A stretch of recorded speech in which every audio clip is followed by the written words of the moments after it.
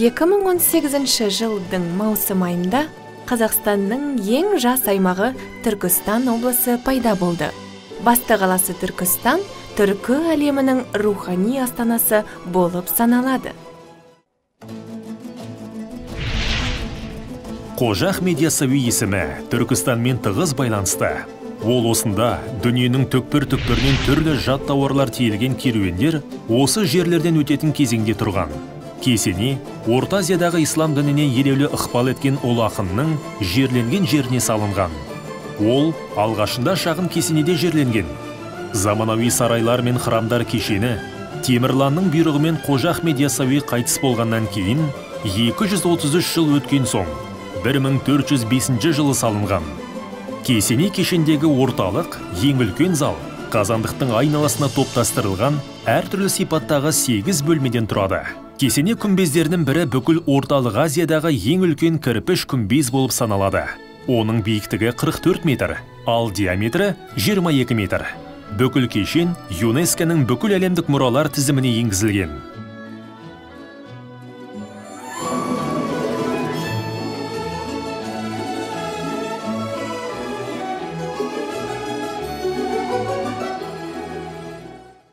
Қазір бұл 20,5 гектар аумақта орналасқан Орталық Азиядағы ең ірі көп функционалды туристік кешен.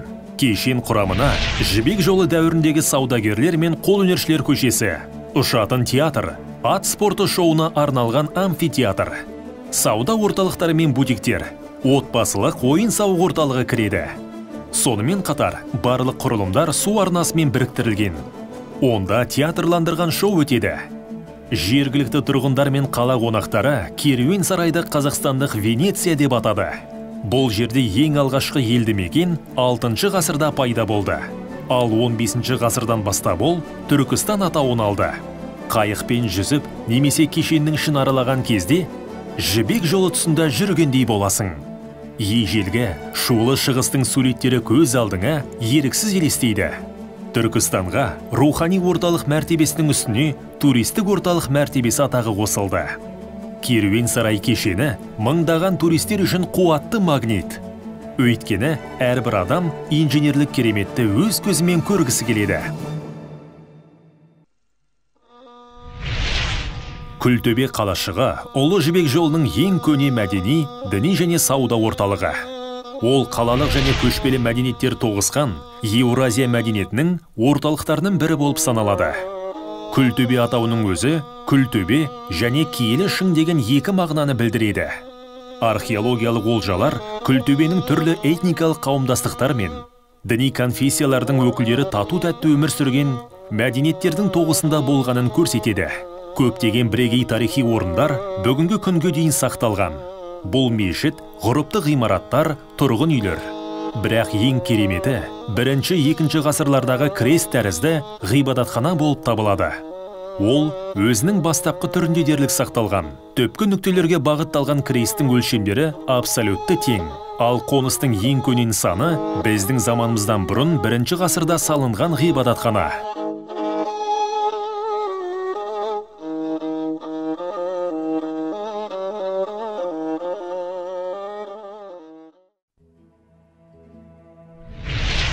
Ақмешіт үңгірі Қазақстандағы ең жұмбақ жерлердің бірі болып саналады.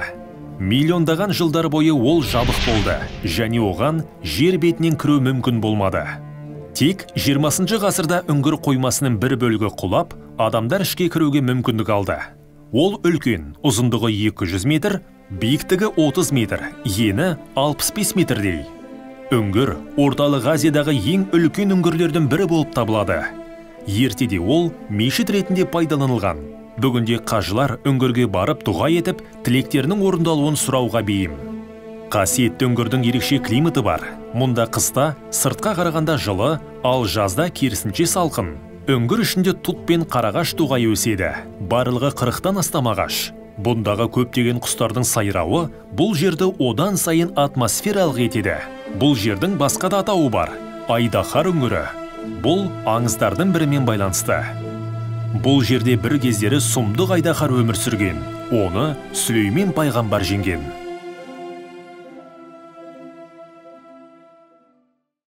Түркістан облысы көптеген мәдени көрікті жерлерге және табиғи сұлулыққа толы. Мұнда тарихты өз көзіңмен көріп, оны өзің арқылы өткізе аласың. Табиғат туындыларынан ләззат алып, онымен бірлікке жақындай аласың. Осының бәрін өз көзіңізбен көруге шақырамын.